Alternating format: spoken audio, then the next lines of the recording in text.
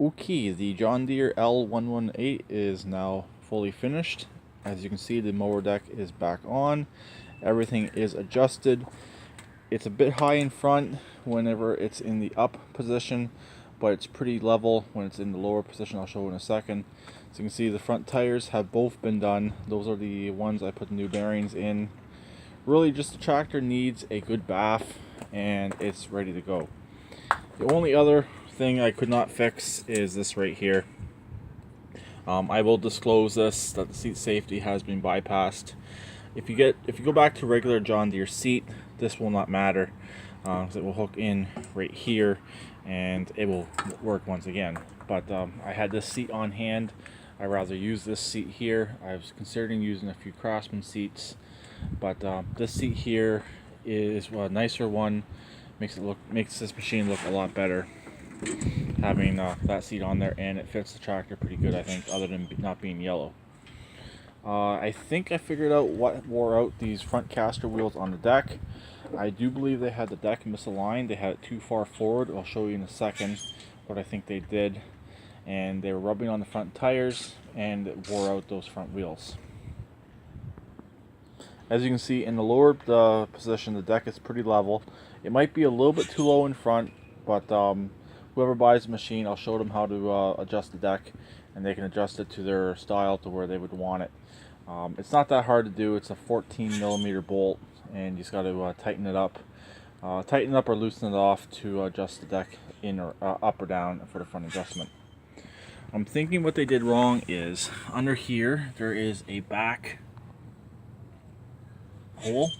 I think they had the front support arm in the back hole. When it's there, it pulls the deck way too close to the front tires, and the front caster wheels on the deck rubs on the tires. So I think that's what wore out the front tires. As I disclosed before, I'm not changing out those front tires on the front caster wheels on the deck. I just did the front tires on the actual machine. The back two seem to be fine. That I've aired them up once and put tire slime in them. They have not lost air as of yet. When I first looked at the pictures of this machine, both back tires were flat, but luckily they were not off the bead. They always stayed right on the bead where they belong. Unfortunately, I did not have any black spray paint for the trailer hitch, but not a big deal. I'm not going to fire it up. It's getting kind of late right now. So if the deck's down, it actually sits reasonably level. Might be a bit high in back. It's at number 2 gauge, so really the front could come up a bit, but not really too much. Most people mow between 2 and 3 anyways. At least that's where I mow normally when I use a rider, so it's not too bad. I did take it for a ride with the deck running. I was going up and down the street, starting and stopping the deck, no issues. The cable is nice and tight. It pulled the tension on the deck nice and tight. So really there's no issues with that system at all. I did forget to install the guide for the drive belt, but that is now installed. You actually have to take out the 2 front engine mounts to get that in there, so that's now done as well. So everything is now done on this machine. I might change out that battery with the other lawn tractor battery I have. I just gotta check the date codes on the batteries to see which one's older, which one's newer, and see which one's the higher cold cranking amp. I don't know if this one's a higher one or if the other one I have is the higher cold cranking amp. But here it is, Briggs 21 horse in all its glory.